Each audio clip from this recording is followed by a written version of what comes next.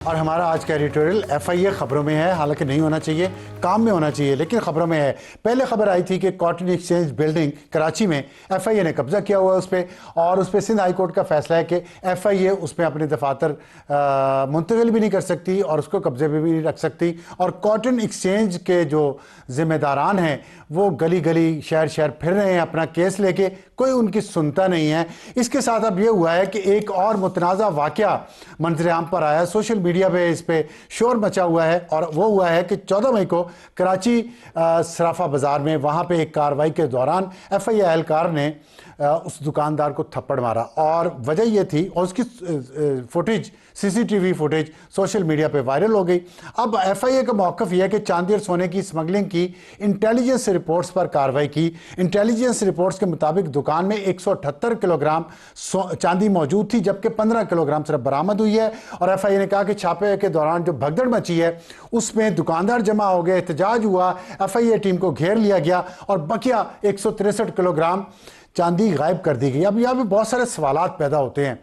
सवाल ये है कि अगर 175-78 किलोग्राम चांदी मौजूद थी तो सिर्फ 3 या 4 एहलकार क्यों गए वहाँ पे? उसमें एक खातून एहलकार जिसके ऊपर सबसे ज़्यादा उंगलियां उठाई जा रही हैं, डिप्टी डायरेक्टर रुबाब काजी, उनको उनके खिलाफ कोई कार्रवाई भी नहीं की गई, लेकिन एसएचओ को मुअत्तल करके उसके खिलाफ डायरेक्टर एफआईए ने रिपोर्ट तलब कर ली। इसलिए इसका मतलब है कि हीट पहुंची है एफआईए को।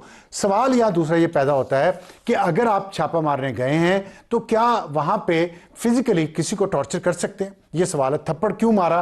क्या इनके एफआईए के जो एहलकार हैं इनकी तरबियत में कमी है? हम देख रहे हैं कि इस्लामाबाद पुलिस भी बहुत ज़्यादा वायलेंट होती जा रही है आम शहरियों की तरफ, जो पहले नहीं होती थी। पहले उनकी बड़ी अच्छी ट्रेनिंग होती थी और फिर उनको पुलिस को सड़कों पर उनकी ड्यूटी पे भेजा जाता था। इसी तरह एफआईए का भी मुझे लगता है कि आवे का आवा ही बिगड़ता जा रहा है।